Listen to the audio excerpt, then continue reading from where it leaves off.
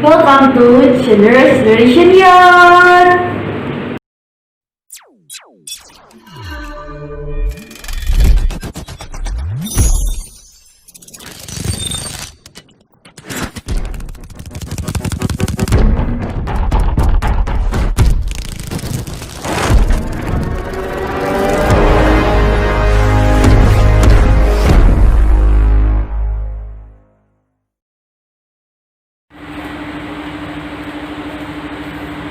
Shalom, bertemu lagi di ibadah pemuda online.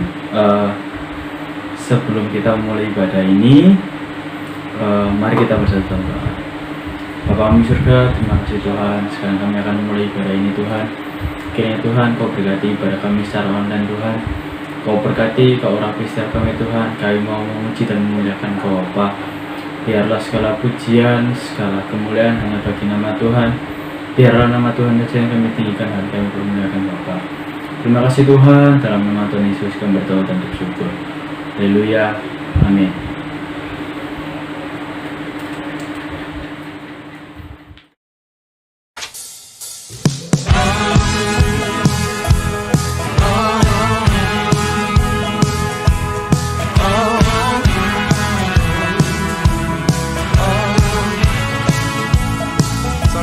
Sama-sama kita mau bersuka karena Yesus kita hidup.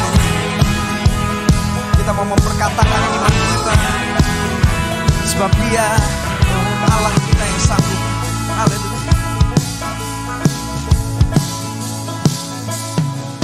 Tuhan menetapkan langkah-langkah orang yang hidupnya berkenan kepada-Nya.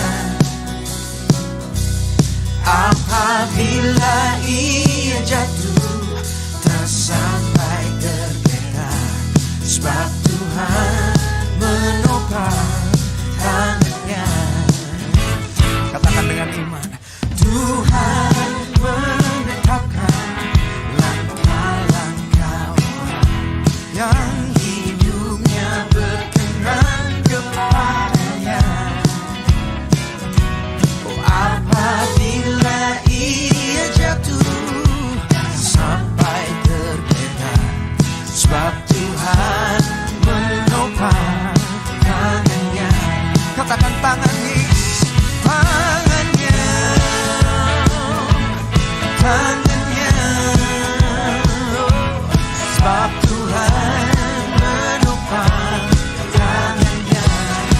Dan apabila ia jatuh, takkan dibiarkan tergeletak, tak sampai tergeletak, sebab Tuhan menopang tangannya.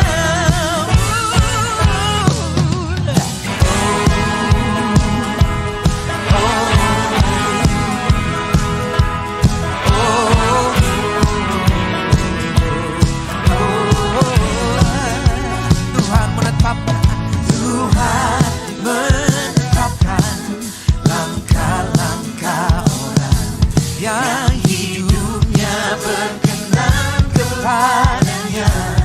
Oh, apabila ia jatuh, tak sampai tergeletak, sebab Tuhan menopang tangannya.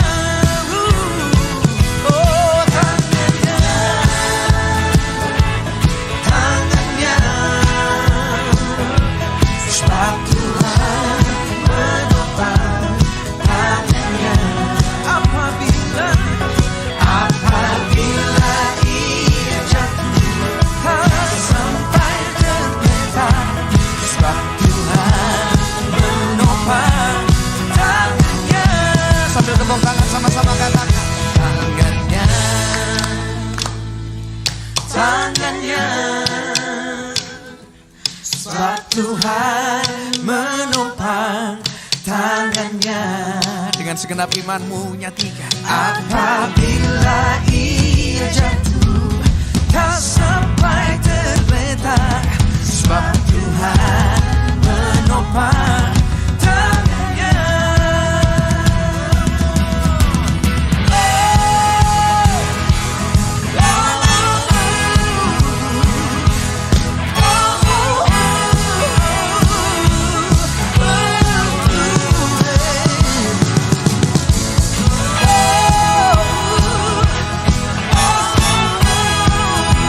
Tuhan, sebab Tuhan menopang tangannya, tangannya, tangannya,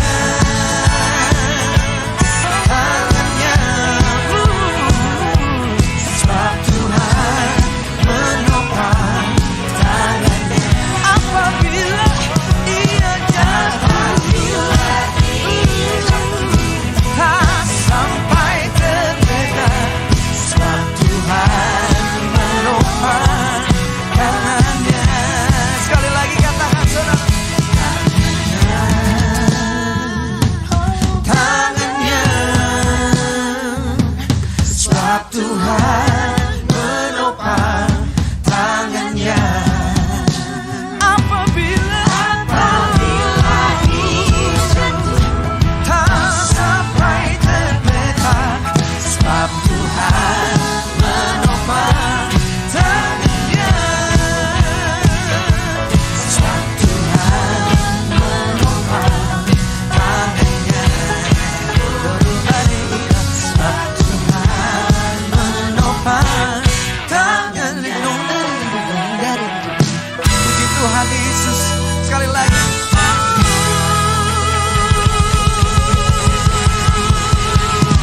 Tepuk tangan lebih baik lagi buat Yesus. Haleluya. Thank you Jesus. Jesus, thank you Lord. Sungguh Engkau Allah yang menopang setiap kami. Kami mengucap syukur kalau kami punya Yesus yang hidup. Bapa, hari ini kami mau memperkatakan iman kami mau mendeklarasikan iman kami. Seperti iman Abraham, dikatakan dalam Roma 4 ayat 18-21. Sebab sekalipun tidak ada dasar untuk berharap, namun Abraham berharap juga dan tetap percaya. Imannya tidak menjadi lemah, walaupun ia mengetahui bahwa tubuhnya sudah sangat lemah. Tetapi terhadap janji Allah ia tidak bimbang karena ketidakpercayaannya. Malah ia diperkuat dalam imannya dan ia memuliakan Allah. Bahkan dikatakan bahwa Allah memperhitungkannya sebagai kebenaran. Boleh sama-sama kita nyanyikan, Kau Yesus Tuhan. Kau Yesus Tuhan, tak pernah ingkar janjimu. Kau pasti genapi semua firman-Mu. Amin. Kau Yesus Tuhan, tak pernah ingkar janji-Mu. Kau pasti genapi, karena semua firman-Mu ya dan amin. Semua firman-Mu, amin. Hati kami tetap teguh. Hatiku tetap teguh dan berharap padamu. Dan berharap padamu. Sekalipun tak ada dasar untukku berharap.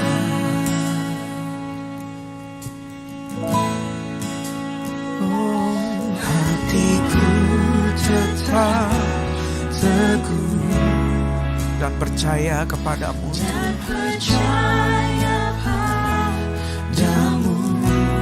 Sekalipun tak ada dasar, tak ada dasar untukku bertahan. Katakan sama-sama, Kau Yesus Tuhan. Kau Yesus Tuhan, tak pernah ingkar janji-Mu.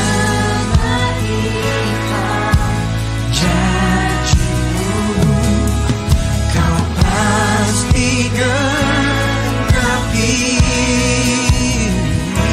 semua firman-Mu. Amin. Katakan, Kau Yesus, Kau Tuhan, tak pernah ingkar janjimu, kau pasti genapi. Oh, semua firman-Mu, amin. Ku percaya, ku percaya,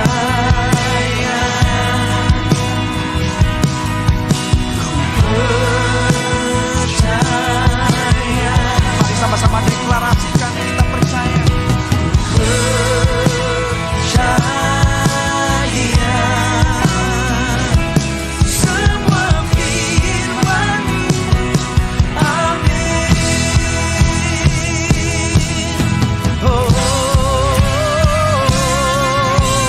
Kau Yesus Tuhan, tak pernah ingkar janji-Mu,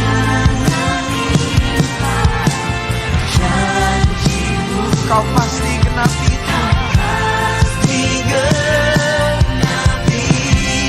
Oh, semua firman-Mu, amin. Ku percaya, ku percaya,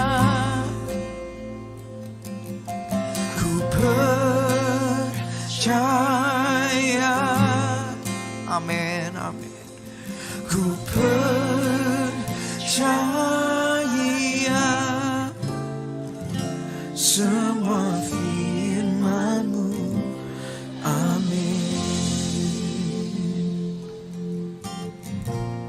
Kami percaya dengan segenap hati kami, Tuhan, semua firman-Mu ya dan amin. It is well with my soul. All is well. All is well with my soul. Oh, be worthy. Sebab telah kami lihat perbuatan-Mu, Let dan this heart kami rasakan kasih terbaik-Mu. Kekuatan yang baru Kau sediakan, dan iman yang baru Kau tambahkan. Besarlah Kau Tuhan, dan layaklah dipuji, dimuliakan. Sebab Kau besar, perbuatan-Mu ajaib, tiada seperti Engkau, tiada seperti Engkau. Sebab Kau besar, perbuatan-Mu ajaib, tiada seperti Engkau, tiada seperti Engkau. Sebab Kau besar, sebab Kau besar, perbuatan-Mu ajaib, tiada seperti Engkau, tiada seperti Engkau. Sebab Kau besar,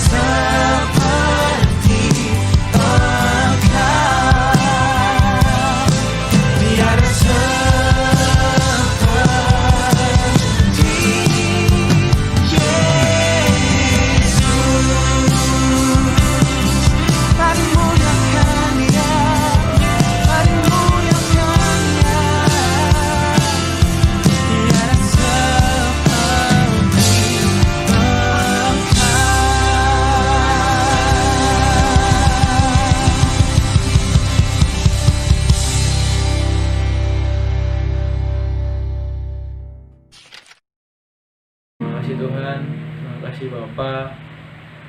Kami sudah memuji dan menyembah-Mu Tuhan. Kiranya Tuhan, sekarang kami akan mendengarkan isi hati-Mu Bapa. Kau berkati setiap kami Tuhan yang akan bersama-sama Tuhan belajar untuk merenungkan isi hati-Mu Bapa. Kau berkati kami Tuhan untuk kami dapat mengerti dan memahami apa menjadi maksud-Mu dalam hidup kami Bapa. Kami serahkan semuanya ke dalam tangan-Mu. Dalam nama Tuhan Yesus kami berdoa dan bersyukur. Haleluya. Amin.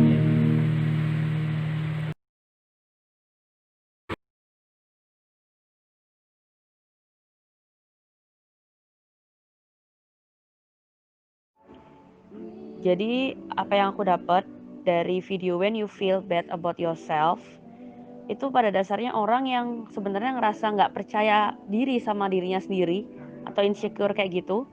Sebenarnya dia tuh sadar, tapi dia nggak mau mengakuinya kayak gitu loh. Nah terus dari 4 gejala tadi, yang pertama itu, nah kenapa 4 gejala ini dijelasin? Ini untuk nolong kita biar kita bisa mendeteksi hati kita sendiri. Sebenarnya kita nih insecure atau enggak sih kayak gitu. Jadi ada 4. Yang pertama tuh ada comparison atau membandingkan. Nah, lewat ini kita akan dapat hasil, yaitu kita gagal menghargai diri kita dan nggak ngelihat kebaikan Tuhan kayak gitu. Jadi kita bakal sulit kayak ngerasa diri kita tuh layak kayak gitu, ngerasa kayak aduh nggak pantas kayak gitu. Nah, kenyataan bahwa kita tuh diciptakan unik dan berbeda. Jadi kita nggak usah lah bandingin diri sama orang lain kayak gitu. Terus yang kedua tuh ada competition. Jadi kita ngerasa bersaing. Nah, bersaing di sini sebenarnya bagus.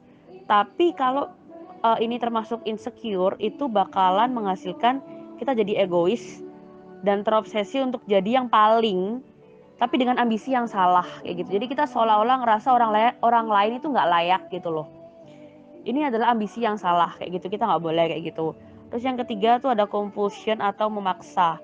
Hasilnya kita bakalan kayak maksa orang lain harus jadi sesuai dengan apa yang kita harapkan. Misalnya kita maksa orang lain nggak boleh nih lebih bagus daripada aku kayak gitu, seolah-olah harus diri sendiri yang paling layak kayak gitu.